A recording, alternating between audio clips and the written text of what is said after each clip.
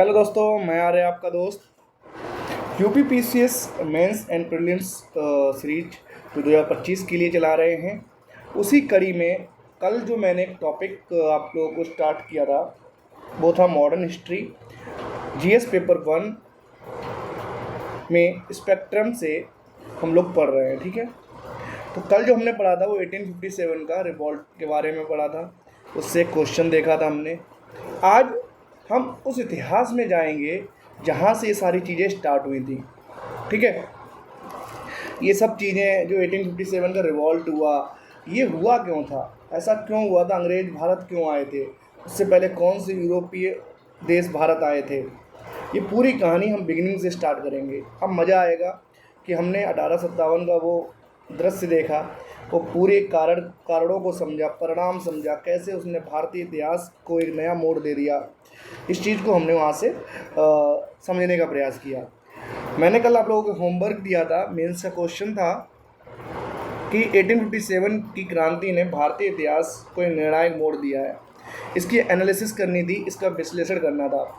ठीक है, I hope सभी लोगों ने इस क्वेश्चन को कंप्लीट किया होगा। तो आज मैं डिस्कस करूँगा हमें किन किन डायमेंशन से इस क्वेश्चन को सॉल्व करना है। तो एक तरीका बताऊँगा कैसे हम किसी क्वेश्चंस का आंसर लिखते हैं। ठीक है, अभी आप जस्ट बिगिनिंग कर रहे हैं, तो अब जैसे जैसे आंसर लिखते जाएंगे your way of answering question better होता जाएगा टाइम के साथ। ठीक है, तो आज जो क्वेश्चंस और उसका आंसर मैं आपको दिखा रहा हूँ, उसका एक डमी आंसर है, वो देख लीजिए किस तरीके से उसको लिख सकते हैं हम लोग। ओके, फिर हम इस पूरे टॉपिक को स्टार्ट करेंगे बिगिनिंग को। तो हमने जो कल टॉपिक पढ़ा था 1857 का रिवॉल्ट, उसके बारे में, तो उन्होंने क्या इतिहास, भारतीय इतिहास को किस तरीके से एक निर्णायक मोड़ दिया। तो अब देखिएगा, हम सबसे पहले एक इंट्रोडक्शन लिखते हैं, जो क्वेश्चन पूछा है उसी के अकॉर्डिंग एक इंट्रोडक्शन लिखेंगे क्या था। तो हम जस्ट लिख देंगे कि 1857 का जो विद्रोह था, जो 100 सालों से जो अंग्रेज़ों की नीतियाँ चल रही थी, जो उनकी विस्तारवादी नीतियाँ थी, इनमें स्पेशली उनकी राजनीतिक, आर्थिक, धार्मिक, सामाजिक एंड धार्मिक और सैन्य जो नीतियाँ थीं, और साथ साथ में किसानों के प्रति जो उनकी भू सुधार या भू बंदोबस्त की जो नीतियाँ थीं, उसने किस प्रकार से हर एक नागरिक को, जो इंडिया का नागरिक था, उसको प्रभावित किया। ठीक है, तो वो किस तरीके से प्रभावित किया और बाद में इस युद्ध ने भारतीय इतिहास में कैसे एक नया मोड़ लिया। तो इसको हम मल्टी डायमेंशंस वे से किस तरीके से लिख सकते हैं। आप थोड़ा इसमें एड ऑन ये लिख सकते हैं कि 10 मई 1857 को ये लड़ाई स्टार्ट होती है मेरठ से। ठीक है, और जून 1858 तक आते आते, झांसी का 17 जून को फिनिश हुआ था, वो आते आते ये इस पूरे विद्रोह पर अंग्रेज लगभग कमान कर लेते हैं 58-59 तक। इसके बाद जो आपको लिखना है कि भारतीय इतिहास को किस प्रकार से इस युद्ध ने, इस संग्राम ने प्रभावित किया और निर्णायक मोड़ दिया इतिहास में। तो पहला आप डायमेंशन लिखेंगे राजनीतिक, दूसरा डायमेंशन लिखेंगे प्रशासनिक, तीसरा डायमेंशन लिखेंगे आर्थिक। मैंने हेडिंग्स डाली हैं, मैं इनके अंदर बताऊंगा क्या लिखना होगा। चौथा लिखेंगे सैन्य, पांचवा लिखेंगे राष्ट्रवादी जो विचार आए उनके बारे में, चौथा लिखेंगे धार्मिक, और पांचवा जो देसी रियासत थी उनके प्रति किस तरीके की नीतियां अपनाई इस युद्ध के बाद। ठीक है, राजनीतिक तौर पे आप देखेंगे कि ईस्ट इंडिया कंपनी का खात्मा हो जाता है जब क्वीन डिक्लेरेशन होता है। 1858 की जो घोषणा पत्र आता है उसमें ईस्ट इंडिया कंपनी फिनिश। पूरा भारत में जो ब्रिटिश साम्राज्य था उस पर आधिपत्य किसका हो जाता है, क्राउन का, रानी का। ठीक है, ट्रांसफ़र टू क्राउन। उसके अलावा 1858 के एक्ट के द्वारा जो गवर्नर जनरल ऑफ इंडिया था, who was the governor general of India that time, Canning, Lord Canning. ठीक है, 56 में आए थे और 62 तक वो भारत के गवर्नर जनरल रहे। 62 में मतलब 58 डिक्लेरेशन के बाद गवर्नर जनरल ऑफ इंडिया को हम किस नाम से पुकारने लगे, वायसराय, वायसराय के नाम से, ठीक है। और यहीं से स्टार्ट होती है उपनिवेशिक केंद्रीयकरण की प्रणाली। और 1861 का फिर जो लेजिस्लेटिव काउंसिल्स, जो काउंसिल्स सुधार एक्ट स्टार्ट होते हैं 1861, फिर 1892, फिर 1909, इस तरीके के आप देखो काउंसिल एक्ट सुधार हुए थे। वहाँ पे 3 काउंसिल्स एक्ट हुए थे, वो चीज़ें। आर्थिक तौर पे आप देखिएगा अंग्रेज़ों ने यहाँ से क्या किया, जो ट्रेड की नीति थी उसको प्रभावित किया और मुक्त ट्रेड की इंपोर्ट की नीति को अपनाया। और भारत को एज ए उन्होंने क्या किया, कच्चे माल का तो सप्लायर बना दिया और जो वहाँ से मशीनों द्वारा बनी हुए प्रोडक्ट थे, वस्तुएं थी, उनके लिए बाज़ार के तौर पर इन्होंने यूज किया। साथ ही साथ यहाँ नए कोई उद्योग धंधे स्थापित नहीं किए, पूरा जो भी तंत्र स्थापित किया वो अंग्रेज़ों के पॉइंट ऑफ व्यू से किया, इंग्लैंड के पॉइंट ऑफ व्यू से किया। सैन्य में देखिएगा कि जो भी हमने देखा बंगाल के एरिया में क्या हो रहा था, जो अवध के उच्च जाति के जो सैनिक थे, जैसे राजपूत थे, भूमिहार ब्राह्मण थे, इन लोगों की संख्या को डाउन किया और जो निचले तबके से कास्ट में जो लोग आ रहे थे उनको सेना में भर्ती किया। वो भी किस तरीके से किया कि 2 भारतीयों पर 1 ब्रिटिश सैनिक को लगाया गया, ठीक है। उसके अलावा इसमें पील आयोग भी आता है। कहते हैं जो तोपखाने हैं और जो हथियारों से संबंधित जो जगह थी उन सबका रख रखाव किसके हाथ में दे दिया, ब्रिटिश नागरिक के हाथ में, ठीक है, ब्रिटिश सैनिक के हाथ में। भारतीयों से वो चीज़ भी छीन ली गई, ठीक है। उसके बाद आप देखेंगे राष्ट्रवादी, यहाँ से क्या होता है, इस आंदोलन के द्वारा एक तरीके से जो बुद्धिमान या बौद्धिक जो व्यक्ति थे, जो तटस्थ रहे, शिक्षित व्यक्ति थे, जो इस आंदोलन से दूर रहे, साथ ही साथ जो जनमानस था जो इस आंदोलन से अभी दूर था, इस आंदोलन ने उनके अंदर राष्ट्रवाद की भावना पैदा की और एकजुट करने का प्रयास भी किया। एकता की भावना भी यहाँ पर दिखाई देती है और इसी आंदोलन की वो देन थी। इसके बाद हमें डिफरेंट टाइप के मूवमेंट दिखाई देंगे और वो मूवमेंट पहले 1885 में कांग्रेस बनी, फिर नरम गरम दल, फिर गांधी जी का पूरा मूवमेंट। धार्मिक तौर पे आप देखेंगे जो अंग्रेज थे उन्होंने धार्मिक तौर पे आप देखेंगे सांप्रदायिक भेदभाव को और बढ़ाया गया। अब जितने भी इंडियंस थे वो एकदम संशय की नज़र से उनको देख रहे थे। कोई भी इंडियंस दिखता था तो उस पर आसानी से भरोसा नहीं कर रहे थे, ठीक है। और धार्मिक आधार पर उन्होंने एक चीज़ देखी थी, हमने आपको पढ़ाई थी कि हिंदू मुस्लिम एकता का प्रतीक बन गया था आंदोलन। तो अंग्रेज़ों ने यहाँ से फूट डालो राज करो की नीति अपनाई और सांप्रदायिकता को बढ़ाना स्टार्ट किया। उसके लिए उन्होंने क्या किया, यहाँ के जो हिंदू और मुस्लिम धर्म ग्रंथ थे उनका अध्ययन करना स्टार्ट किया, ठीक है, इतिहास को पढ़ना स्टार्ट किया और फिर इस समाज की जो कमजोरियाँ थी उनको फिगर आउट करना स्टार्ट किया, ठीक है। इतना आप लिखेंगे तो डेफिनेटली जो भी टीचर होगा, जो कॉपी चेक कर रहा होगा, तो उसके दिमाग में आएगा कि बच्चे को काफ़ी ब्रीफ अच्छा आइडिया है और 1857 के आंदोलन ने भारतीय इतिहास को किस किस तरीके से मोड़ दिए, किस तरीके से शिक्षित वर्ग तटस्थ थे इस आंदोलन में। बाद में उन्होंने मूवमेंट स्टार्ट किए और जो क्रूर चेहरा था ब्रिटिश लोगों का, जो उपनिवेशिक विचार थे, उनको वो स्पष्ट तरीके से समझ गए, ठीक है। तो आगे की राह दिखाई। आगे की राह में क्या दिखाया कि संगठित होकर ही हम अंग्रेज़ों को हरा सकते हैं। एकता, अखंडता, ये सब चीज़ें कॉन्सेप्ट इसी मूवमेंट के थ्रू हमें अपने संविधान में दिखाई देते हैं। तो ये पूरा आज़ादी का मूवमेंट चला, ये प्रथम स्वतंत्रता संग्राम था। किसने कहा था? बीडी सावरकर जी ने कहा था, ठीक है। इससे राष्ट्रवादी चेतना का उदय हुआ। स्वतंत्रता के लिए एक नई राह, एक नई उम्मीद हमें दिखाई देती है कि हम अंग्रेज़ों को अगर एकजुट हो जाएं, संगठित हो जाएं, तो अंग्रेज़ों को हरा सकते हैं। और ये आंसर आपका कंप्लीट हो जाएगा। Thank you so much. अब हम आज के टॉपिक स्टार्ट करेंगे और इसी तरीके से देखेंगे कौन से क्वेश्चंस आ रहे हैं, ठीक है। जो हम इतिहास में वापस जा रहे हैं कि जो ये कहानी हमने कल पढ़ी थी उसका बीजारोपण कहाँ से हुआ था, ठीक है। तो आई होप आपको वो जो टॉपिक था पूरा समझ में आ गया होगा, वो क्वेश्चन समझ में आ गया होगा, हमें आंसर राइटिंग कैसे करनी होती है। ठीक है, कुछ भी बाहर से नहीं था, जो भी हमने पढ़ा वहीं से हमने उस क्वेश्चन के आंसर दिए, प्रॉपर आंसर दिया। आज का जो पहले ही क्वेश्चन देखते हैं, ठीक है, जो संभावित क्वेश्चन है आ सकता है,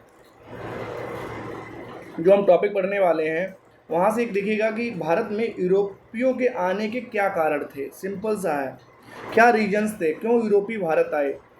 ठीक है, बाद में फिर हम इतना हमारे ऊपर अत्याचार उन्होंने किया कि हमें 1857 का विद्रोह करना पड़ा। बाद में हमें स्वतंत्रता के लिए पूरे 90 सालों का संघर्ष हुआ, फिर हमें 1947 में कहीं स्वतंत्रता मिली। तो इनिशियल स्टेज में क्या है कि जो यूरोपीय देश थे भारत क्यों आ रहे थे, इसके पीछे क्या कारण थे। सिंपल सा क्वेश्चन है और आज का टॉपिक हम यहीं से स्टार्ट करेंगे। ठीक है, तो चलिए टॉपिक पे स्टार्ट कर लेते हैं। बाद में इस क्वेश्चन को आप लोगों के होमवर्क है और प्लीज़ इसको सॉल्व करिए, इस क्वेश्चन को करके आइएगा। दूसरी इकाई, यूरोपियों का आगमन एवं ब्रिटिश शासन का सुदृढ़ीकरण। ठीक है, सुदृढ़ीकरण। अगर हम इतिहास की बात करें तो इतिहास को हमने कालखंडों में बांटा हुआ है। 3 बड़े कालखंडों में बांटा हुआ है: प्राचीन इतिहास, मध्य इतिहास और आधुनिक इतिहास।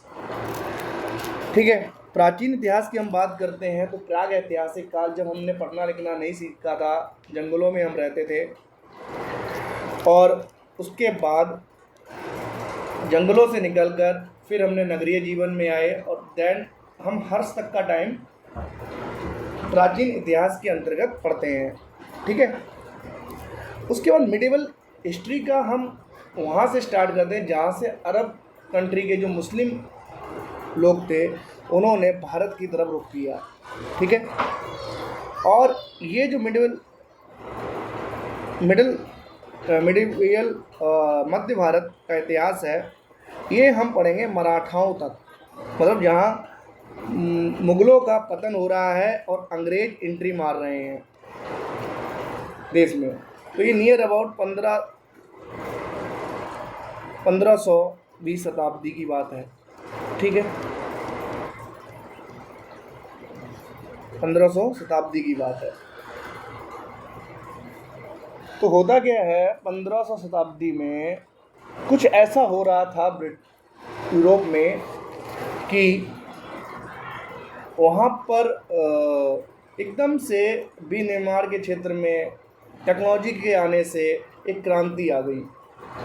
ठीक है, क्रांति आई तो उन्होंने मैन्युफैक्चरिंग के सेक्टर में काफ़ी उन्नति की, जिसके कारण उनको नए बाज़ार चाहिए थे अपने माल को बेचने के लिए, और उस मशीनों से नया माल बनाने के लिए कच्चे माल की आवश्यकता उनको महसूस हुई। ठीक है,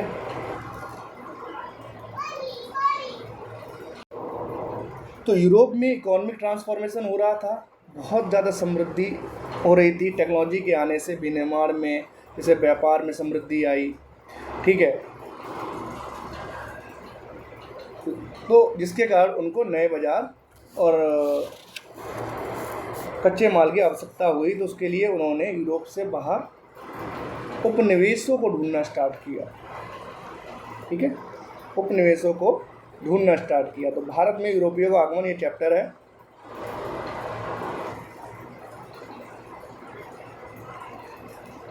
नवीन विकल्पों की खोज के लिए भारत अपने देश से बाहर निकले।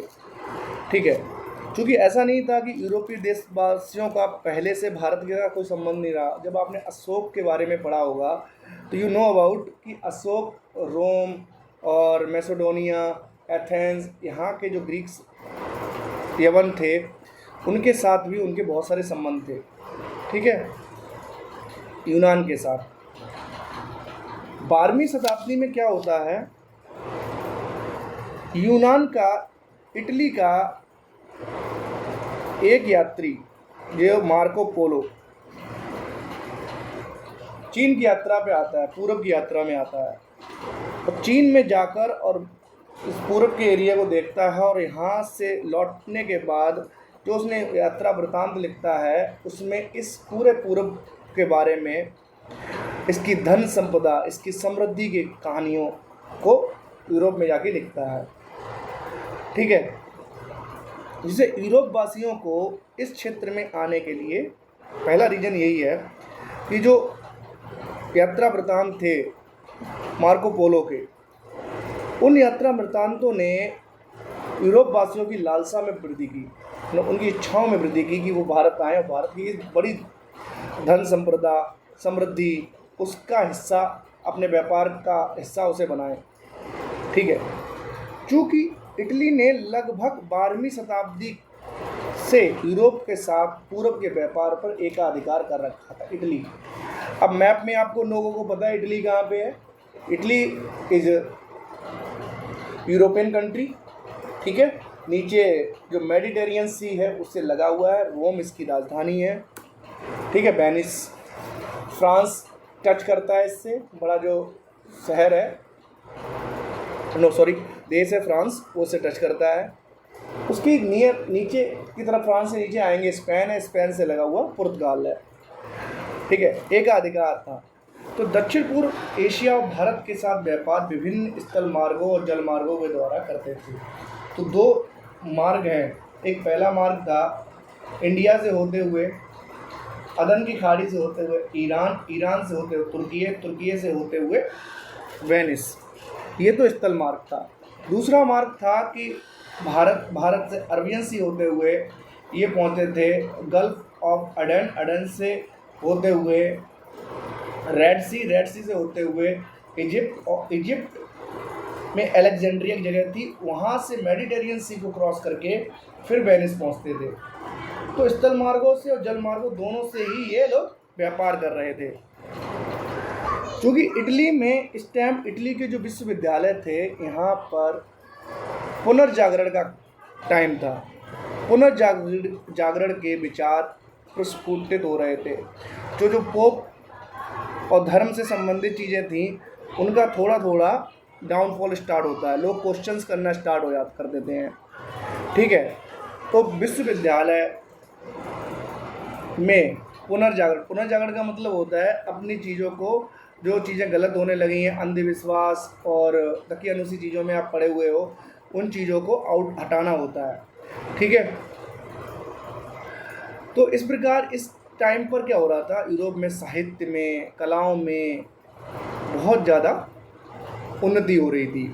तो इसी कारण यहाँ पर कुछ स्पेशल वर्ग उदित हुए, जो कि मध्यम वर्ग था, जो स्पेशली एक नवीन मध्यम वर्ग का उदय हुआ, जो व्यापारी थे, व्यवसायी थे, बैंकर्स थे।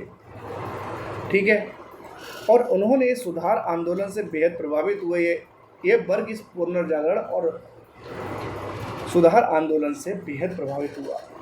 तो जो वहाँ की सीमांतवादी व्यवस्था थी उसमें परिवर्तन आ रहा था। सामंतवादी व्यवस्था,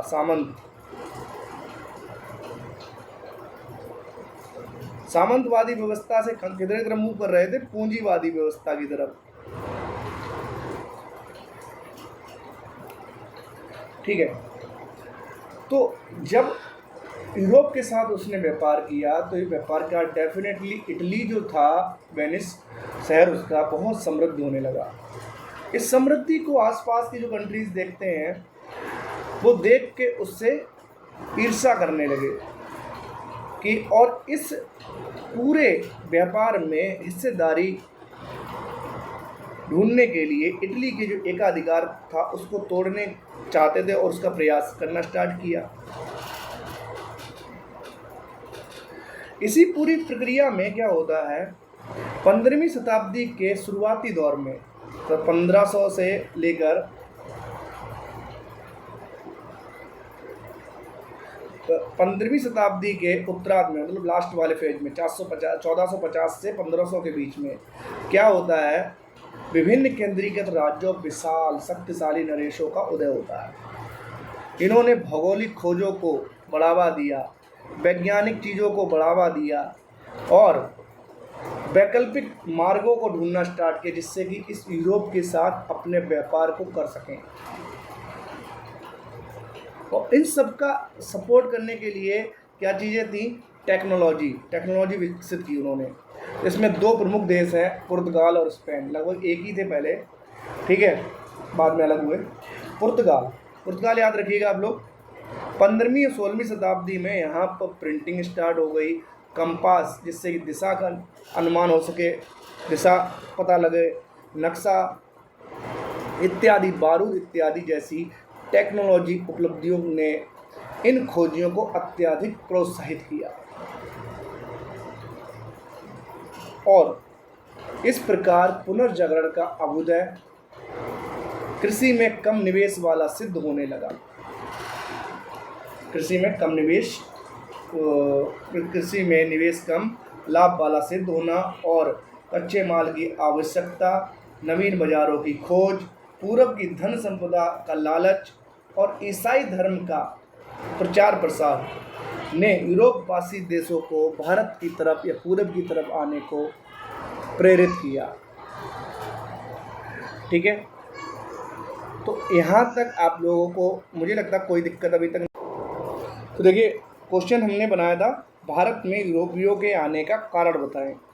क्या कारण थे भारत में यूरोपीय लोग आए? 25 या 30 शब्दों में आपको आंसर देना है इसका। ठीक है, तो जैसे जैसे मैं पढ़ाता जा रहा हूँ वैसे ही आप क्या करिएगा, नोट्स बनाने स्टार्ट करिएगा। नोट्स कैसे बनाने हैं? हमें क्वेश्चन आंसर फॉर्मेट में बनाने हैं। अगर पेपर में ये क्वेश्चन आ जाए इस तरीके से, तो हमारा बिल्कुल बना बनाया मटेरियल रखा और हमें सोचने की भी ज़रूरत ना पड़े। तो देखो, मेंस में जब आंसर आप लिखेंगे, 20 क्वेश्चन लिखेंगे तो 3 घंटे में लिखने होते हैं और आपके पास इतना टाइम नहीं होता है कि आप सोच पाएँ। आपको जस्ट आंसर लिखना है जो आपने 10वीं बार लिखा होगा। तो पहला आंसर इस तरीके से आप लिखते एक नोटबुक बना लीजिएगा और इस तरीके से आप पूरा मैं सिलेबस कवर करा दूंगा। ठीक है, मेंस का। तो आंसर क्या हो जाएगा इसका? भारत में यूरोपियों के आने के प्रमुख कारण निम्न प्रकार से हैं। पहला कारण क्या था?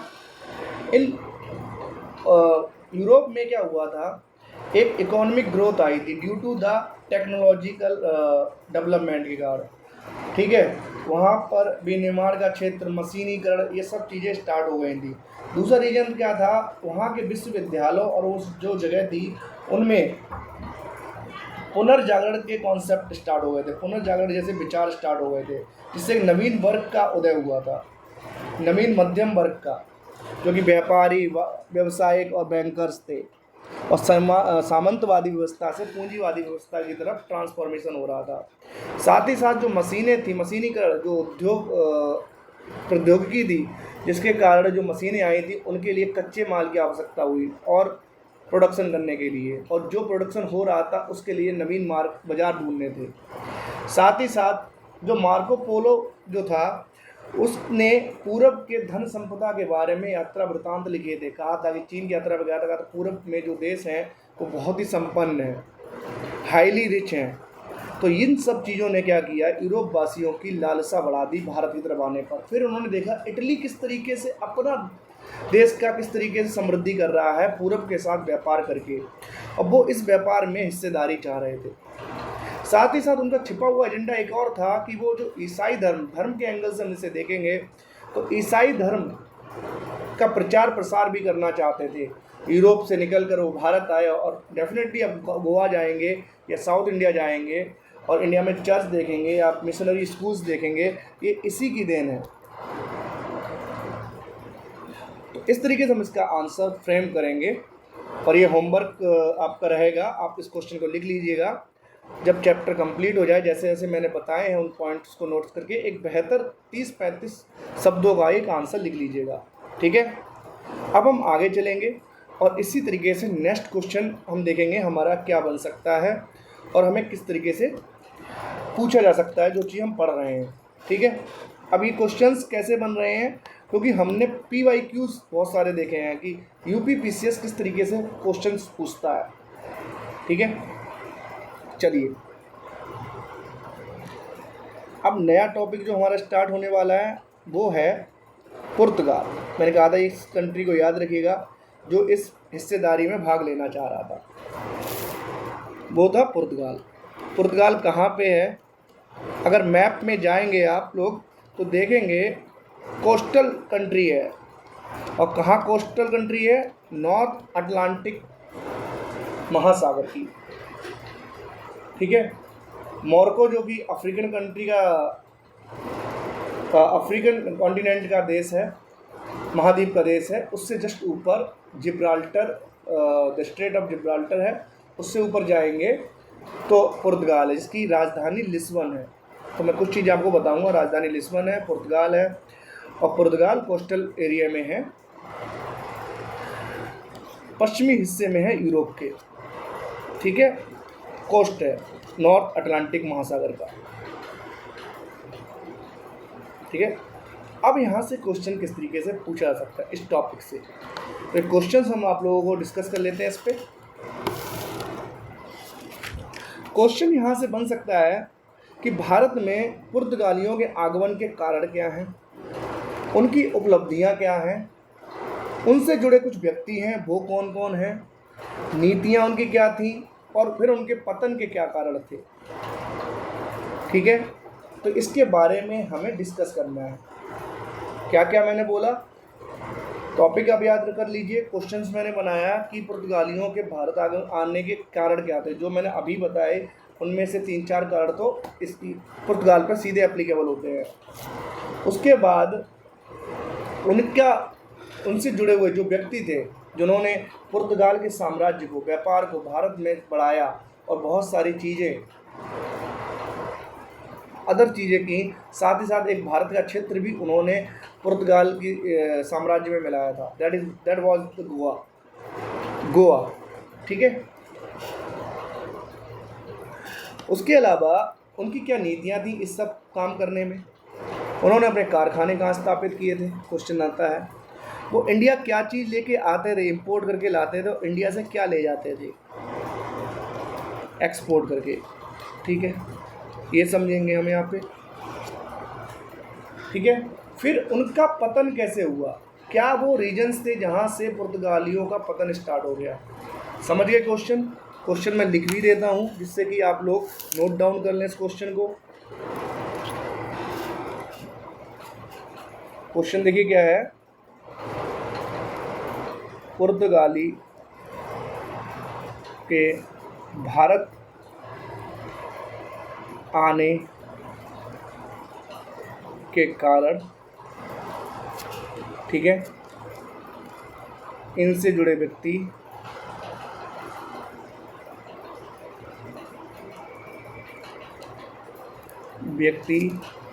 इनकी क्या नीतियाँ थी, नीतियों के बारे में बात करेंगे, इनके पतन के बारे में बात करेंगे, ठीक है। पुर्तगालियों के भारत आने के क्या कारण थे, इनसे जुड़े व्यक्ति कौन कौन थे, इनका योगदान क्या था इन व्यक्तियों का इस पूरे प्रोसेस में, फिर इनकी नीतियाँ क्या थी, इनके पतन के क्या कारण थे,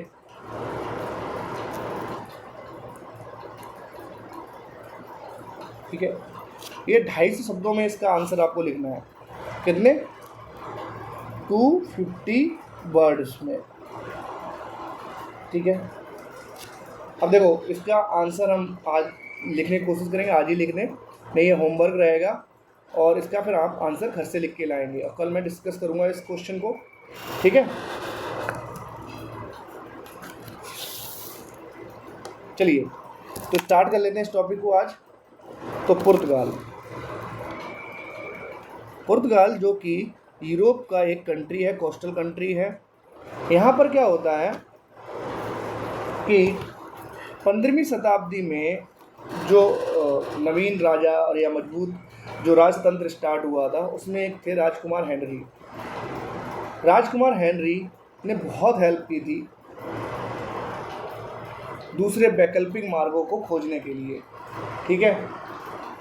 और भी 1-2 रीजन थे, जैसे कि यहाँ पे जो तुर्की वाला एरिया है और सऊदी अरब वाला एरिया है, यहाँ इस एरिया को कौन जीत लेता है, अरब मुसलमान इस एरिया को जीत लेते हैं। तो यहाँ से जो सामान इटली जा रहा था, अब वो डायरेक्ट नहीं पहुँच पाता यूरोप और इटली के देश में, अब ये मिडल मैन बन जाते हैं। तो पूरे यूरोप की जो कंट्रीज़ थी, जो पूर्व के साथ व्यापार कर रही थी, भारत के साथ व्यापार कर रही थी, वो वैकल्पिक मार्गों की खोज करने लगती हैं। उन्हीं वैकल्पिक मार्गों की खोज करने में जो एक कंट्री आगे निकल के आती है और उसके लिए वो हेल्प मिलती है वहाँ के राजा से, वो राजा था राजकुमार हेनरी, ठीक है, पुर्तगाल का नाविक इसको बोलते हैं। तो कहानी स्टार्ट करते हैं हम 15वीं शताब्दी के 16वीं शताब्दी के शुरुआती दौर में, ठीक है। ये 15वीं शताब्दी के एंड में स्टार्ट होती है कहानी। देखिए स्टार्ट होती है 1487 से। होता क्या है, बार्थोलोम्यू डियाज, क्या हम नाम याद रख लीजिए, बार्थोलोम्यू डियाज नामक एक व्यक्ति क्या करता है,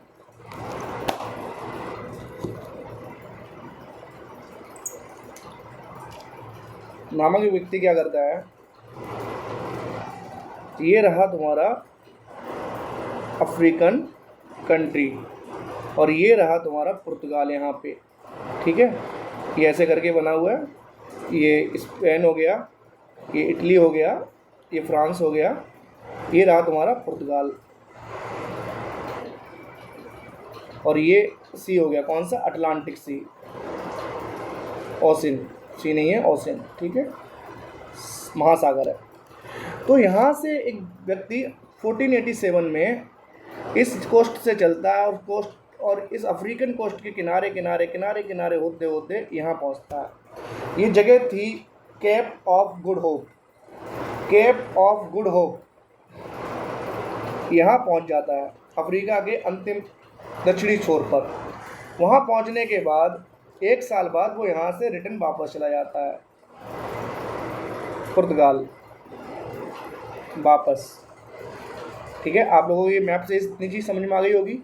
वो ईयर था 1488 का। उसके करीब करीब 10 साल बाद एक व्यक्ति है वास्को डिगामा। वास्को डिगामा इसी मार्ग का अनुसरण करते करते सबसे पहले पहुंचता है कैप ऑफ गुड होप। वो कैप ऑफ गुड होप कब पहुंचता है, 17 मई 1498, नहीं 17 मई 1498 को तो भारत पहुंचेगा, कैप ऑफ गुड होप पहुंच जाता है इसी रास्ते को फॉलो करते हुए। और 17 मई 1498 डेट याद रखिएगा, कालीकट पहुंचता है और वहाँ का शासक होता है जैमोरिन। और दिल्ली पर इस टाइम पूछ सकते हैं और थोड़ा सा डिटेल्स में आगे पूछ सकते हैं, ये दिल्ली में उस टाइम किसका सत्ता थी, 1498। चलो आप लोगों से ही पूछ लेते हैं कि कमेंट में आप आंसर दे सकते हैं, जो भी मेरे वीडियोस देख रहे हैं लाइक करते हैं, तो आप बताइएगा उस टाइम पर दिल्ली सल्तनत पर कौन बैठा हुआ था जब वास्को डिगामा कालीकट पहुंचता है, कालीकट के बंदरगाह जहां पर जैमोरिन उसका उस टाइम तो स्वागत करता है। और अफ्रीका के ईस्ट कोस्ट जो पूर्वी समुद्री किनारा है वहाँ से कालीकट तक कौन लेके जाता, तो एक व्यक्ति था जिसका नाम था, गुजराती पायलट था ये, अब्दुल माजिद। अब्दुल माजिद का नाम प्लीज़ याद रखिएगा, ठीक है, अब्दुल माजिद। अब्दुल माजिद इसको लेके वहाँ तक पहुँचता है। अब इतना तेज़ी के साथ पुर्तगाल ने ऐसा कर कैसे पाया, हमें इसके पीछे भी जाना पड़ेगा। तो उसके पीछे था कि पुर्तगाल चाहता था कि जो इटली का व्यापार में एकाधिकार है उसको तोड़ना, पहली बात, ठीक है। उसके अलावा पुर्तगाल में जो टेक्नोलॉजिकल डेवलपमेंट बहुत तेज़ी से हुआ, उन्होंने कंपास का, बारूद का नक्शा बनाना और जहाज़ों में जो एक टेक्नोलॉजी लेके आए थे, उत्तम टेक्नोलॉजी लेके आए थे शिप बनाने की, पुर्तगालियों के पास वो टेक्नोलॉजी आ गई थी, जिससे कि इतने बड़े बड़े समुद्र उन्होंने पार करना स्टार्ट किया, ठीक है।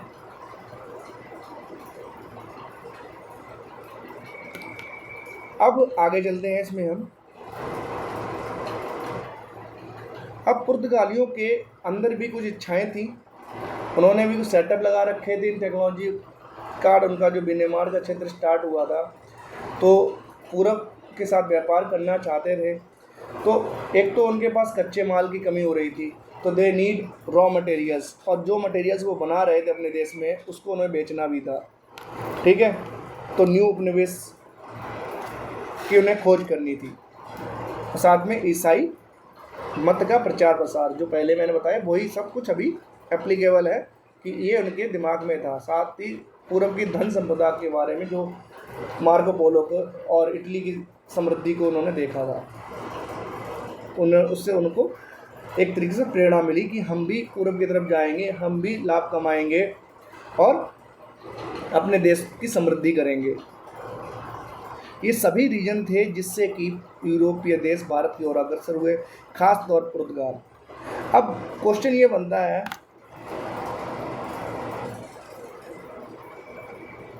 कि पुर्तगाल वाले डायरेक्ट भारत पर शासन या उपनिवेश क्यों इस्टेब्लिश नहीं कर पाए, जबकि जब वो साउथ अफ्रीका अमेरिकन कंट्रीज़ में गए, ब्राज़ील में गए, वहाँ उन्होंने डायरेक्ट वहाँ पे उपनिवेश स्टार्ट कर लिया। क्योंकि भारत में उस टाइम पर छोटे छोटे राजा छोटे छोटे क्षेत्रों पर राज तो कर ही रहे थे। ऐसा तो था नहीं कि भारत में कोई केंद्रीय सत्ता नहीं थी, दिल्ली में तो कोई था उस टाइम पे। साथ ही साथ साउथ इंडिया में भी आप देखेंगे तो डिफरेंट की आप विजयनगर साम्राज्य उस टाइम के आसपास ही है। साथ ही साथ आपका जैमोरिन का शासन था, और भी साउथ इंडियंस राजा छोटे छोटे हिस्सों में राज कर रहे थे। इससे डायरेक्टली आप इंडिया में उन्होंने उपनिवेश इस्टेब्लिश नहीं कर पाए। जहाँ वो कालीकट गए तो पहली बार तो जैमोरिन उनका स्वागत करेगा, लेकिन सेकेंड टाइम जब जाएंगे तब वो उसका स्वागत नहीं करेगा। और एक और रीज़न इसके पीछे है कि इस क्षेत्र से अब एक नए व्यापारी जिन्होंने रिप्लेस किया था इटली को, जो स्थल मार्ग इन्होंने कैप्चर कर लिए थे पूरे सऊदी अरबिया, तुर्की और ये क्षेत्र जो अरबी मुस्लिम ने जो कैप्चर किए थे, वो लोग अब भारत के साथ व्यापार कर रहे थे। और ये जो अरबियन सी है इस पर उनका एकाधिकार था इस टाइम पे। तो हाउ टू पॉसिबल कि कोई यूरोपियन कंट्री आएगी, कोई वहाँ के व्यापारी आएंगे, डायरेक्ट यहाँ के संसाधनों पर अपना एकाधिकार जमा देंगे। फर्स्ट ऑफ ऑल उनको यहाँ के पहले के जो व्यापारी होंगे उनको आउट करना पड़ेगा, मतलब अरबियन मुस्लिम कंट्री जो व्यापारी हैं, अरब मुस्लिम व्यापारी हैं, उनको हटाना पड़ेगा। तो वही कहानी मैं आगे स्टार्ट करता हूँ। नहीं कर पाए रीजन अरब मुस्लिम, भारत में देसी राजा राज्य, ठीक है। तो सबसे पहले उन्होंने क्या किया, इस पूरी कहानी में आप देखेंगे 15 वर्षों तक पुर्तगालियों ने अरब नौपाताओं को पूरी तरह नष्ट किया। सबसे पहले उनके जहाज़ों को लूटा, उन पर आक्रमण किए, जहाज़ों को लूटा और अन्य दमनात्मक कार्रवाइयाँ की। ऐसा वो क्यों कर पाए थे? क्योंकि उनकी सेना संगठित थी, उनके पास उत्तम शिप थे, उनके पास बारूद थी, उनके पास टेक्नोलॉजी थी, ठीक है। और उन्होंने 15 वर्ष के अंतर में ही अदन की खाड़ी, गल्फ ऑफ ओमान, अरबियन सी पूरे एरिया में कैप्चर कर लिया और यहाँ से जो अरबियन मुस्लिम व्यापारी थे उनको भगाया। और 1501 में पुर्तगाल के शासक मैनुअल प्रथम ने अरब फारस जो कि आज का ईरान है, फारस भारत के साथ व्यापार का स्वयं को मालिक घोषित कर दिया। अब हमें ये चीज़, अगला टॉपिक हमारा स्टार्ट होगा इसमें कि पुर्तगालियों के आगमन के समय भारत की कंडीशन क्या थी। उस टाइम देखिएगा, भारत में जब पुर्तगाली लोग आए थे तो दिल्ली पर एक शासक राज कर रहा था, उसका नाम आपको बताना है। उसके अलावा भी जो कोस्ट थी, वेस्ट कोस्ट थी, वहाँ पर गुजरात में एक शक्तिशाली शासक था, महमूद बेगड़ा का शासन था। छोटी छोटी शक्तियों के रूप में उत्तर भारत विभाजित था।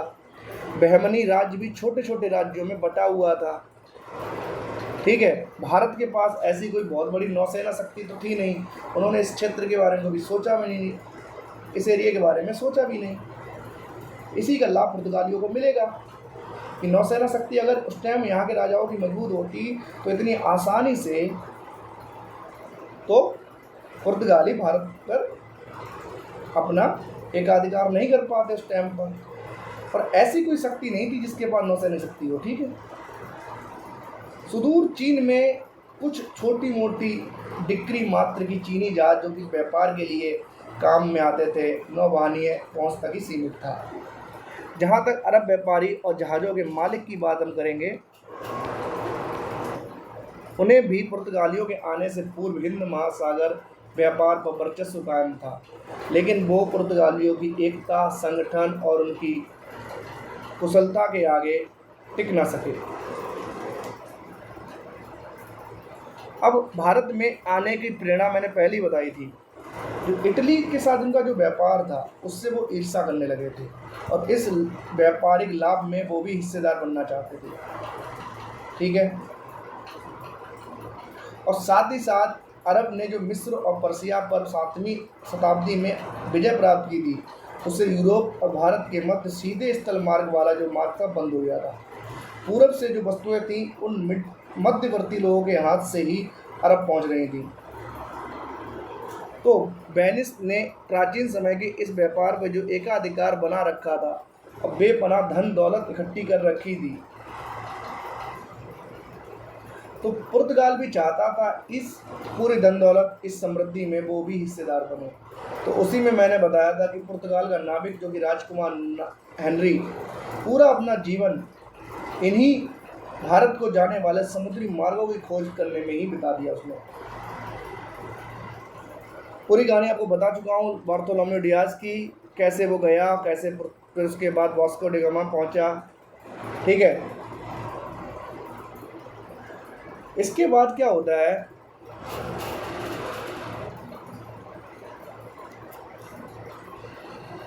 अब हम समझेंगे किस तरीके से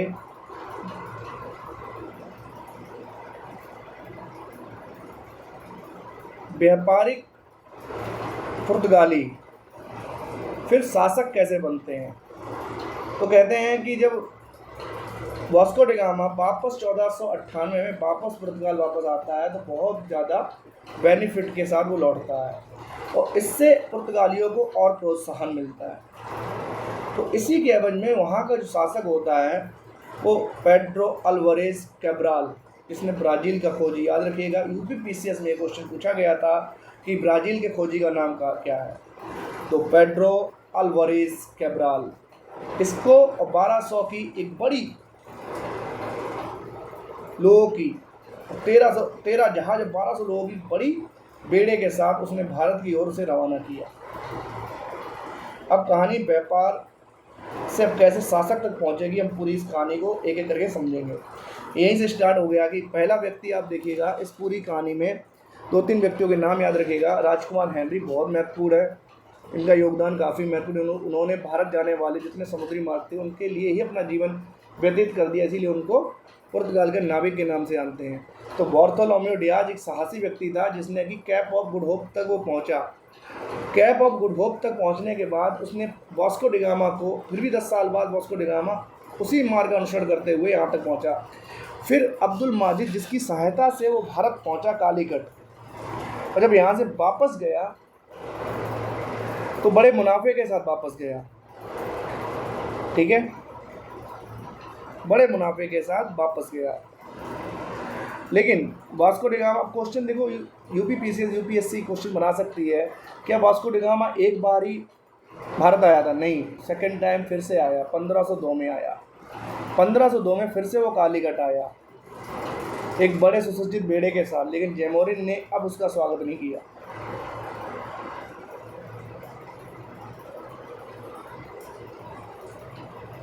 और जब स्वागत नहीं किया और उसकी झड़प भी हुई एक तरीके से अरब मुस्लिम व्यापारियों के साथ, तो ये बात उनको समझ में आ गई थी कि अगर भारत के साथ व्यापार करना है तो फर्स्ट ऑफ ऑल हमें जो अरब मुस्लिम व्यापारी हैं उनको इस क्षेत्र से हटाना पड़ेगा और इस पूरे अरबियन सी पर, हिंद महासागर पे और gulf of Aden, gulf of Oman, इन सब पे कब्जा करना पड़ेगा,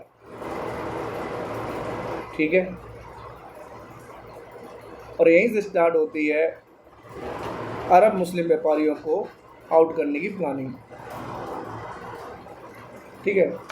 तो जब हम पेड्रो अल्वारेज कैब्रल के बारे में पढ़ रहे थे, जब वो भारत आता है, ब्राज़ील का खोजी, तो वो भी कालीकट पहुंचता है, लेकिन वहाँ पर जैमोरिन उसका स्वागत नहीं करता। जैमोरिन जब उसका स्वागत नहीं करता तो वो देखता है कि वो उससे युद्ध करने लगा, लेकिन वो उस माइंड सेट से गया ही नहीं था कि वो युद्ध करे उनसे। तो वो कोशिश करता है कि जो हिस्से जैसे कोचीन है, कन्नूर है, इन दोनों जगहों पर अपने व्यापार को बढ़ाता है और कालीकट को छोड़ देता है। ठीक है, क्योंकि वो भी व्यापार करने गया है, वो युद्ध नहीं करना चाहता है, तो उसने ये काम किया। ठीक है, और कालीकट और कोचीन की दुश्मनी का फायदा उठाएगा यहाँ पे। ठीक है, कालीकट और कोचीन की दुश्मनी का फायदा उठाता है और कोचीन के मालाबार क्षेत्र में पुर्तगालियों ने अपना पहला किला 1502 में बना के खड़ा कर दिया। ठीक है, 1502 में बना के खड़ा किया।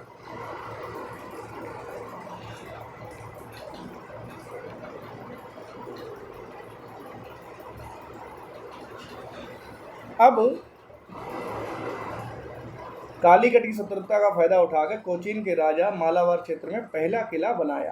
देखो, मुझे सारी चीज़ें ऐसे ही याद है, तो मैं पूरी कहानी की तरह आपको समझा रहा हूँ, और शायद आई होप मैं जो पढ़ा रहा हूँ जिस तरीके से आपको वो समझ में भी आएगा।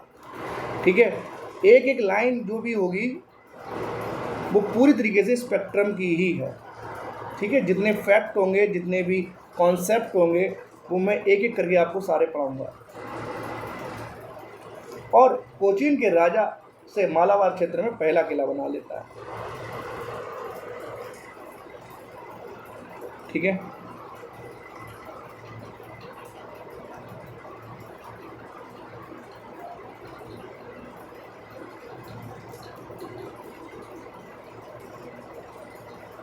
उसके बाद आप देखिएगा आगे,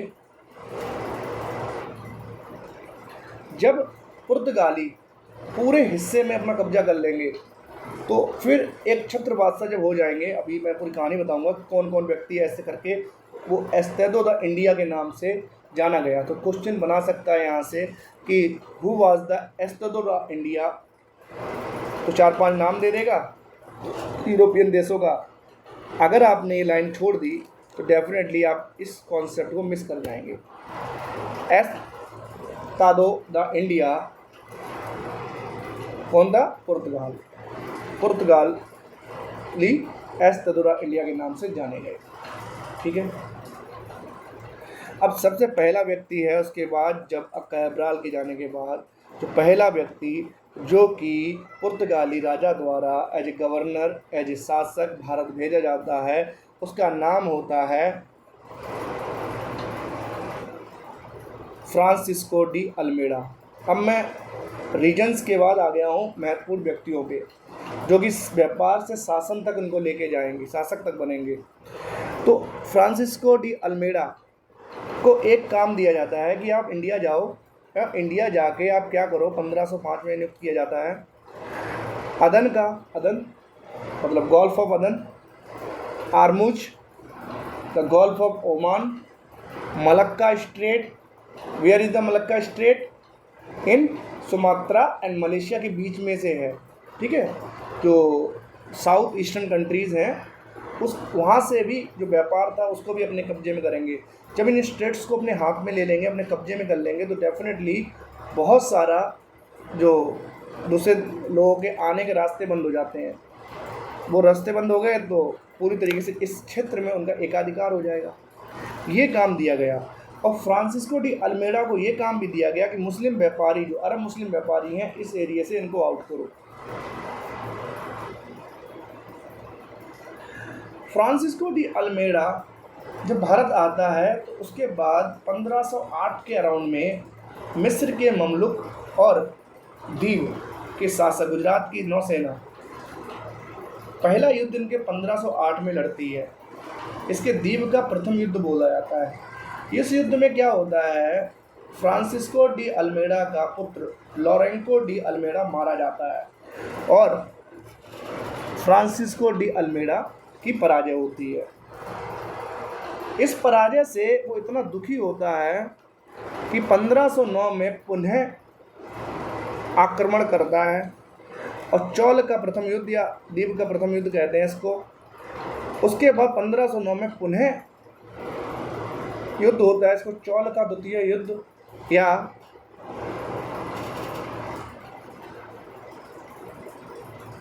चौल का द्वितीय युद्ध या दीप का द्वितीय युद्ध कहते हैं। मिलकर संयुक्त सेना को हरा देते हैं।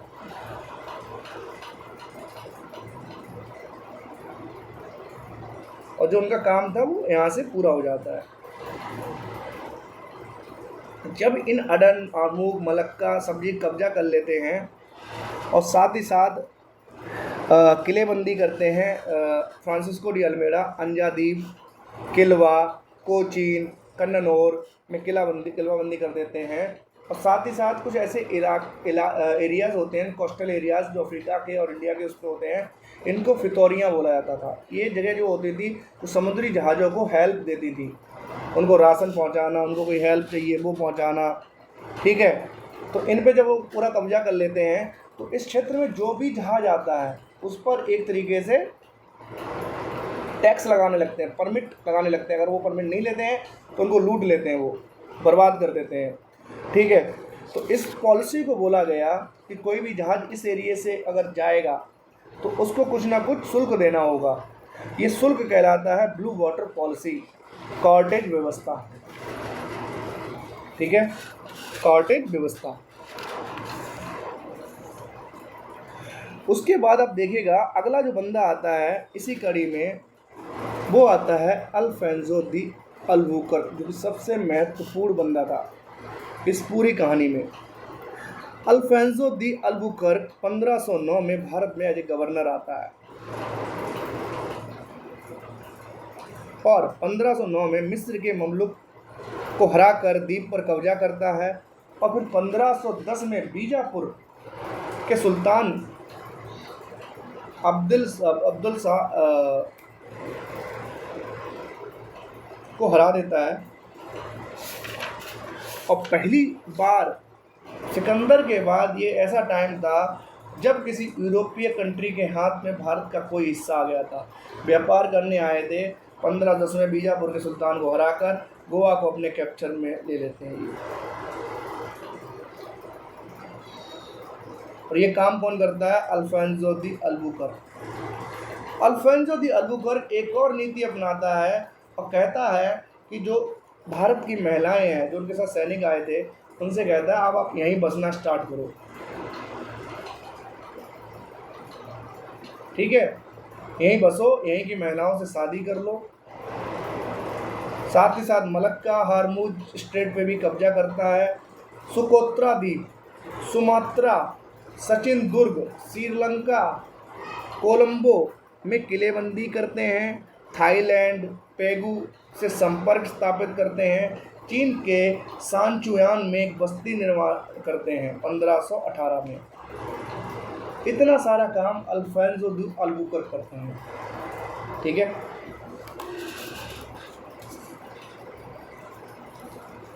उसके अलावा देखिएगा अगला जो बंदा आता है, उस बंदे का नाम है, मैं देखो पूरा कहानी आपको बिल्कुल एक्यूरेट बता रहा हूँ क्या करते हैं ये। तो 1515 तक पुर्तगाली सत्ता को स्थापित करने में स्पेशल भूमिका निभाई गोवा, जो कि बहुत ही महत्वपूर्ण जगह थी, जिससे पूरे पुर्तगालियों का मालाबार व्यापार पर नियंत्रण स्थापित हो गया। और साथ ही साथ गोवा के सामने की भूमि में दमन, राजौरी, दाभोल की जैसे बंदरगाहों पर भी इन्होंने कब्जा कर लिया, ठीक है। तो मलक्का का स्ट्रेट मैंने बोला था, कब कब्जा किया इन्होंने मलक्का के स्ट्रेट पर? 1511 में। सुमात्रा के सचिन दुर्ग पर, श्रीलंका कोलंबो में इत्यादि में। और 1518 में चीन के सानचुयान में भी बस्तियां बसाना स्टार्ट कर दी। अब कुछ जगह हैं जहां पर भी इन्होंने कुछ बेसिस बनाए हैं, उनके बारे में हम डिटेल में डिस्कस करेंगे उससे पहले एक लास्ट बंदा जो है उसको भी समझ लीजिए, उसका योगदान क्या रहा। नूनो द कूना, नूनो द कूना, यूपीएससी ने ऐसे क्वेश्चन बनाया था कि गुजरात और द्वीप का एक पास का एक शासक था जिसको जहाज पे ले जाकर मार दिया गया था। मैं आपको दिखाता हूँ, क्वेश्चन डायरेक्ट यहाँ से ही आया था।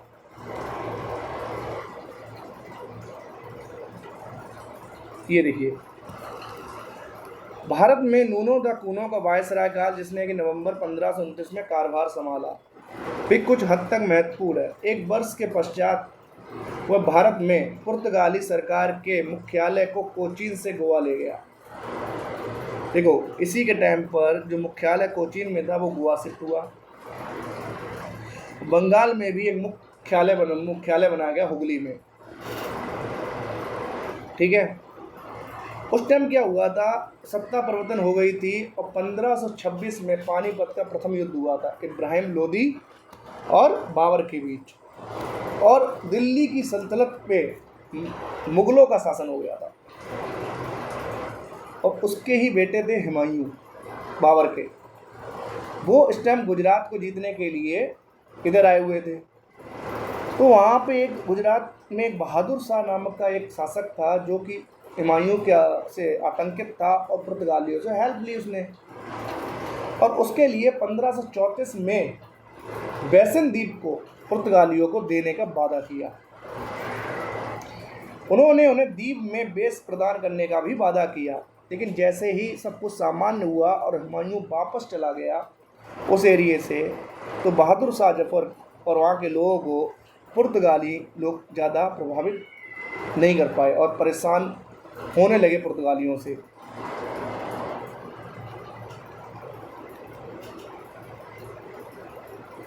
संबंध 1536 में बिगड़ गए थे, वही लिखा है। बहादुर शाह जब ने विभाजन की एक दीवार खड़ी करनी चाहिए, इसका विरोध करते हुए पुर्तगालियों से आपसी बातचीत प्रक्रिया स्टार्ट की और इस प्रक्रिया में नूनो द कूनो ने बहादुर शाह को जहाज पे बुलाया और वहाँ उसकी हत्या कर दी। यूपीएससी 2023 में क्वेश्चन डायरेक्ट आया था। अब इतनी इम्पोर्टेंस है स्पेक्ट्रम बुक पढ़ने की। ठीक है, पीसीएस में हम डायरेक्ट आपको क्वेश्चन यहीं से दिखाएंगे किस तरीके की क्वेश्चन फॉर्मेशन होती है। ठीक है, अब चलिए पुर्तगालियों की व्यापारिक एवं राजनीतिक स्थिति भारत में समझने के प्रयास करते हैं।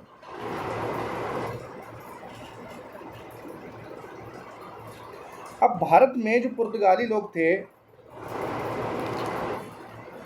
They don't have any such object, उनके पास ऐसी कोई बहुत महत्वपूर्ण चीज़ नहीं थी जिसके बदले वो भारत से जो चीज़ें ले जा रहे थे उनको एक्सचेंज कर सकें, बार्टर सिस्टम अपना सकें। वो यहाँ से काली मिर्च जो सर्वाधिक आयातित होती थी मालाबार और कोंकण के एरिए से, अदरक, हल्दी, नील, चंदन, दालचीनी, हरड़, लाख जो साउथ ईस्ट कंट्री से आती थी, जटामासी बंगाल से आती थी, टापटा एक प्रकार का कपड़ा। तो इन सब चीज़ों को खरीदने के लिए वो क्या कर रहे थे, अपने देश से सोना चांदी लेके आते थे। ठीक है, अपने देश से सोना चांदी लेके आते थे।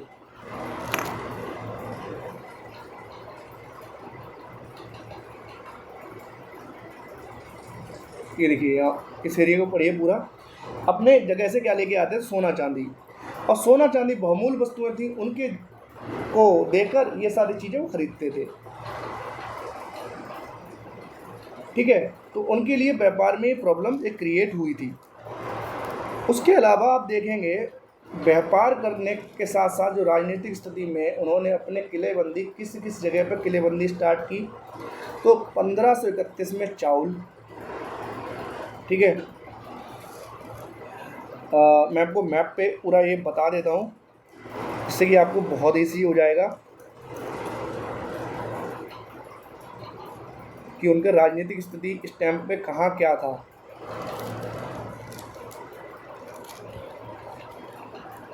बड़ा करिए इसे, इधर लेके आइए। ठीक है, तो मैप का ये यूज करना है तो बहुत ही अच्छी तरीके से मैप का यूज कर लेंगे यहाँ पे।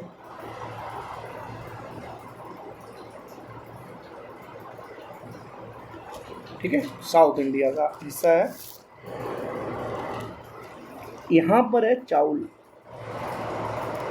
चाउल 1531,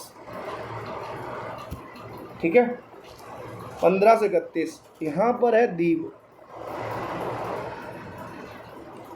1532। उसके नीचे सालसेट बेसिन,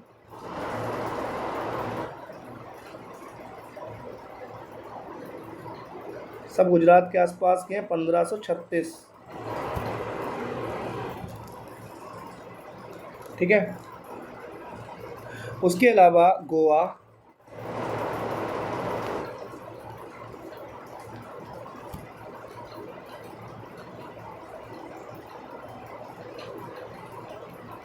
क्रगानौर, उसके नीचे है होनावर, सब कोस्टल एरिया हैं। कोचीन, यहाँ सब जगह पर उन्होंने बस्तियाँ बसाई थी। उसके अलावा इस ईस्टर्न हिस्से में देखेंगे तो पुलिकट,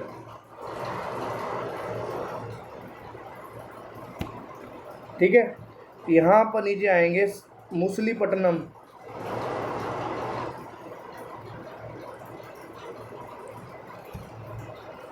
सैनथोम,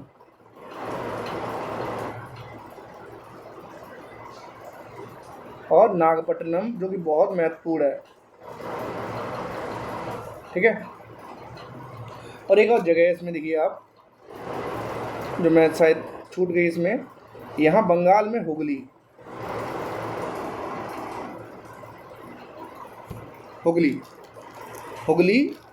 चटगांव और सतगांव, यहाँ पे एक सतगांव और है, 1536।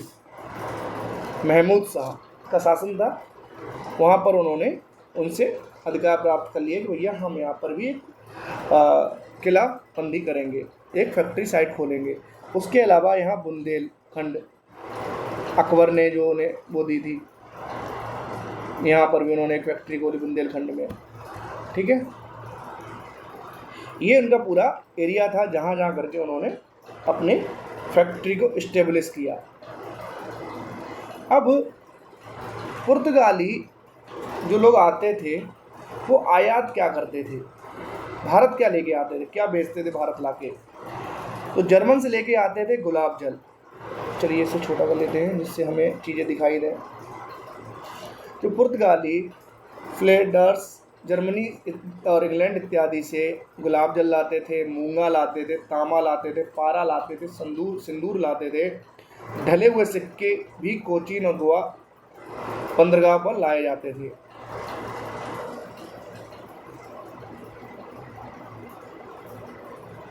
पुर्तगालियों ने न केवल मसाले से लाभ कमाया बल्कि विभिन्न एशियाई देशों के बीच सामान लाना ले जाने में भी काफ़ी धन अर्जित किया था उन्होंने। अब आगे चलते हैं, इसमें इनकी प्रशासन की नींव कैसी थी, ठीक है। तो यहाँ से हम देखिएगा जो मुसलीपट्टनम और नागापट्टनम विशेष प्रमुख पोर्ट था, 16वीं शताब्दी तक किलेबंदी नहीं की थी इन पोर्टों की। यहाँ से उन्होंने निर्यात किया करते थे जो साउथ ईस्ट कंट्रीज़ को कपड़ा, वस्त्र, और वहाँ से मसाले साले लेके आते थे, वहाँ से भी उन्होंने काफ़ी लाभ कमाया था, ठीक है। प्रशासन की डोर कैसी थी इनकी, प्रशासन की डोर की बात करें तो भारत में पुर्तगाली प्रशासन का मुखिया वायसराय था, जो 3 वर्षों तक अपने सचिव के साथ कार्य करता था। बाद में वर्षों में एक परिषद का गठन किया गया। गिरजा संबंधी प्राधिकारियों के साथ मतभेद और संघर्ष के चलते शक्तियों का उनका कमी आई। इसके अतिरिक्त एक बेडोर द फेजेंडा नाम की एक संस्था थी जो राजस्व और कार्गो और सैनिक बेड़ों के प्रशासन उसको भेजने के लिए जिम्मेदार थी।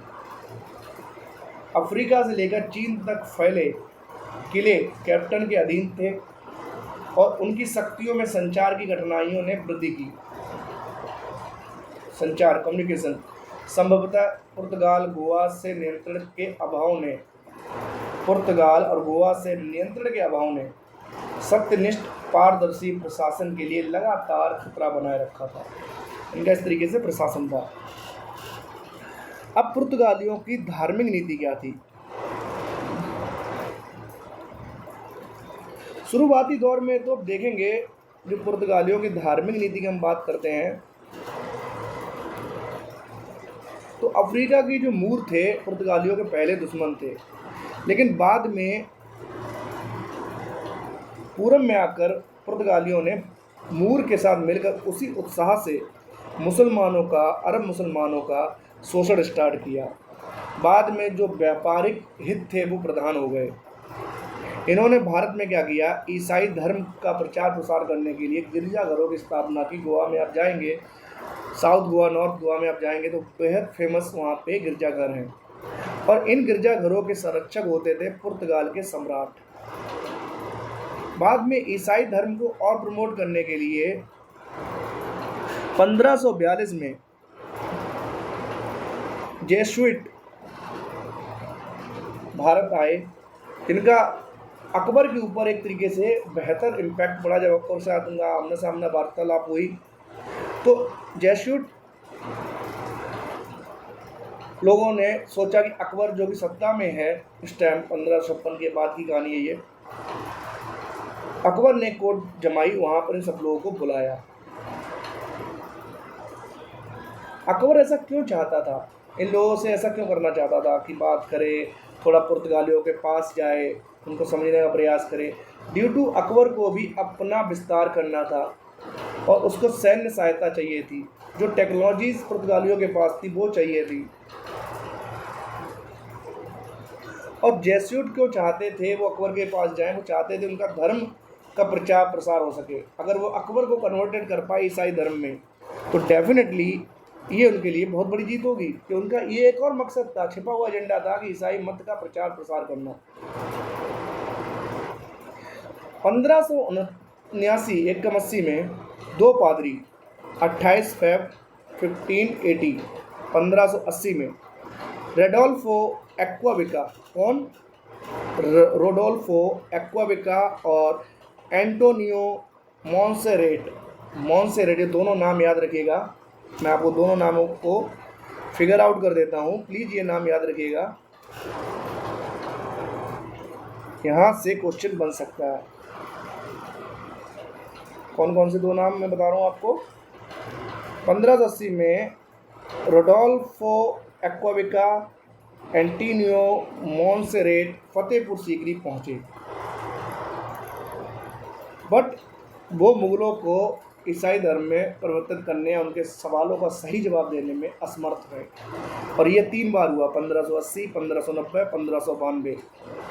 लेकिन जो प्रारंभ से जो खेल चल रहा था,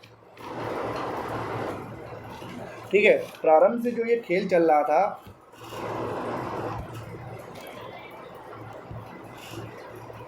ये पुर्तगालियों के समझ में अब आएगा कि भाई क्या होगा, कहानी कहाँ से स्टार्ट होगी, कि पुर्तगालियों ने मुगलों का विश्वास फिर कैसे धीरे धीरे खोना स्टार्ट किया और कहानी कहाँ से कहाँ पहुँचती है। मुकर्रब खान, जो कि जहांगीर का बेहद खास मित्र और गुजरात की तरफ शिल्पे सलार था, ये एक तरीके से घनिष्ठ मित्र था। दूत के तौर पर पुर्तगाल गोवा के पास पहुंचता है। पुर्तगाली वायसराय उसे मिलने से मना कर देता है, डॉन मेंडोसा।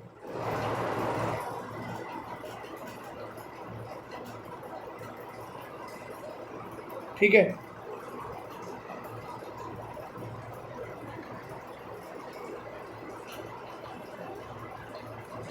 और ऐसा वो क्यों करता है, इसके पीछे का रीज़न देखिए, ऐसा कर क्यों रहा है, उसके पीछे क्या होता है। अंग्रेज इसी टाइम इंडिया आना स्टार्ट करते हैं। आपको पता होगा ईस्ट इंडिया कंपनी को जो चार्टर मिला था एलिजाबेथ का, वो कब मिला था? 1600 में।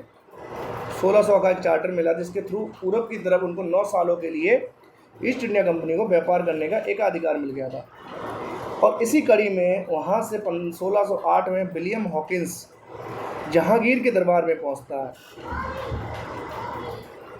व्यापार हेतु अनुमति प्राप्त करता है, ठीक है। लेकिन जब बाद में ये देखेगा कि जहांगीर अपनी बात से किस तरीके से पलट रहा है और पुर्तगालियों की तरफ झुकना स्टार्ट करेगा, तो वो वहाँ से फिर 1611 में भाग खड़ा होता है। और ये जो कहानी हो रही थी जहांगीर के दरबार में पुर्तगाली लोगों के अगेंस्ट अंग्रेज लोगों को वो जो मिल रहे थे, उनके दूतों से मिल रहे थे, इस बात ने पुर्तगालियों को नाराज किया हुआ था।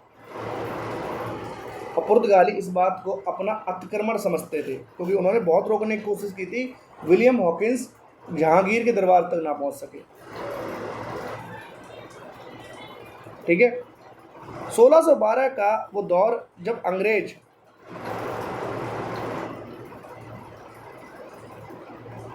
पुर्तगाली जहाज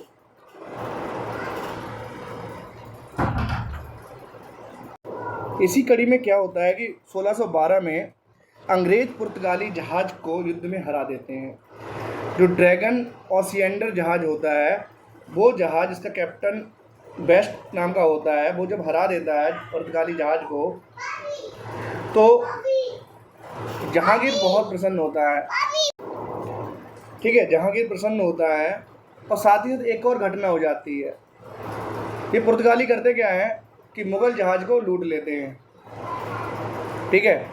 जब मुग़ल जहाज को लूटते हैं और उस जहाज में क्या होता है, शाहजहाँ की बेगम माँ की कीमती सामान होता है, इससे शाहजहाँ शासक हो जाता है, कीमती सामान आ जाता है उसमें, ठीक है।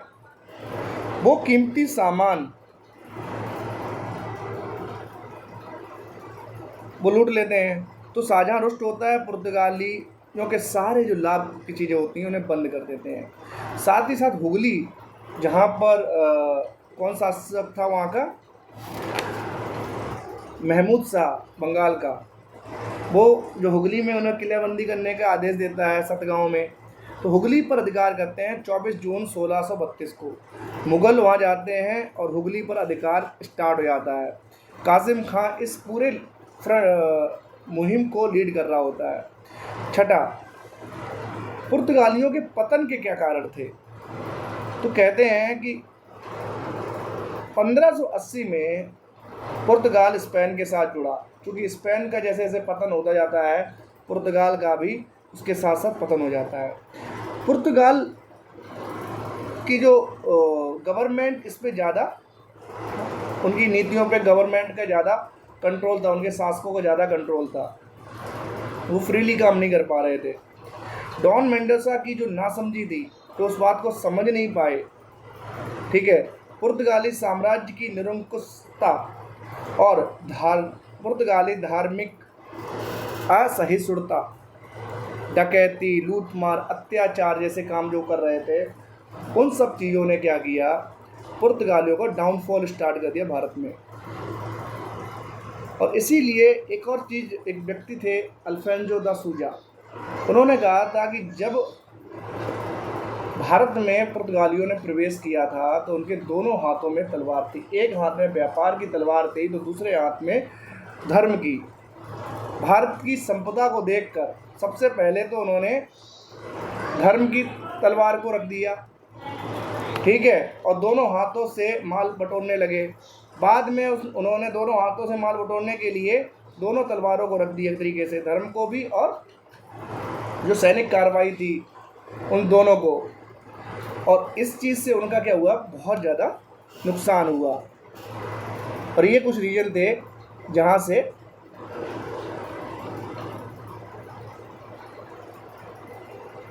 पुर्तगालियों का पतन स्टार्ट होता है। देखिए हमें लिखे हैं 1580 में पुर्तगाल स्पेन के राजा के साथ जुड़ गया और स्पेन के पतन के साथ ही इनका पतन हो गया। और इनका स्थान अब कौन ले लेंगे, डच और अंग्रेज़ों ने लिया। 1588 में नौसेना युद्ध में अंग्रेज़ों ने स्पेन को करारी मात दी थी, जिसके बाद स्पेन की नौसेना शक्ति क्षीण हो गई। पुर्तगाली अंदरूनी मामलों से ये और कमज़ोर हो गया। साथ ही साथ समाज में कुलीन वर्ग का प्रभुत्व था, व्यापारियों का इतना सामाजिक प्रभाव नहीं था और जिसके कारण वे राज्य को अपने हितों की पूर्ति के लिए नहीं समझा सके। पुर्तगाल का सम्राट भी निरंकुश था। धर्म के मामले में पुर्तगाली बहुत ही असहिष्णु थे, बहुत ही कट्टर थे, धर्मांध थे। कई स्थानों पे तो उन्होंने जबरन लोगों का धर्म परिवर्तन कराया था। फितोरियों मात्र एक व्यापारिक अड्डे नहीं थे, बल्कि एक तरीके से क्षेत्रीय राज्य के रूप में बदलने की राजनीतिक शक्ति उन्होंने दिखाई। जो फितोरियों पर कब्जा करके रखेगा वो ही आगे इस पूरे एरिया में व्यापार कर पाता। पुर्तगालियों ने स्वयं को एकाधिकार मुनाफे तक ही सीमित रखा और खुद को उत्तरी अफ्रीका द्वीप, दमन, गोवा, तिमोर, मकाओ तक ही सीमित रह गए। डकैती, लूटमार की उनकी नीति, डच और अन्य यूरोपीय व्यापारी शक्तियों के साथ उनका संघर्ष, बाद में उनकी डच और अंग्रेज़ों की जो टेक्नोलॉजी थी उनसे बेहतर थी। अंग्रेज कभी भी गुलाम नहीं रहे थे किसी भी देश के, इससे के साथ उनके रिसोर्सेज ज़्यादा थे और वो पूरी तरीके से व्यापारिक कंपनी भी थी। पुर्तगाली व्यापारियों पर पुर्तगाली राजा का अत्यधिक नियंत्रण और उसके बाद ब्राज़ील की खोज हो जाने से भारत की ओर उनका ध्यान कम हो जाना, ये कुछ चीज़ें थी जिसने भारत में पुर्तगालियों का पतन स्टार्ट किया। ठीक है, आई होप ये चैप्टर आपको बहुत अच्छी तरह समझ में आया होगा। ये एक टॉपिक है, कल हम इसके आगे चलेंगे दूसरे कंट्री में। ठीक है, थैंक यू सो मच।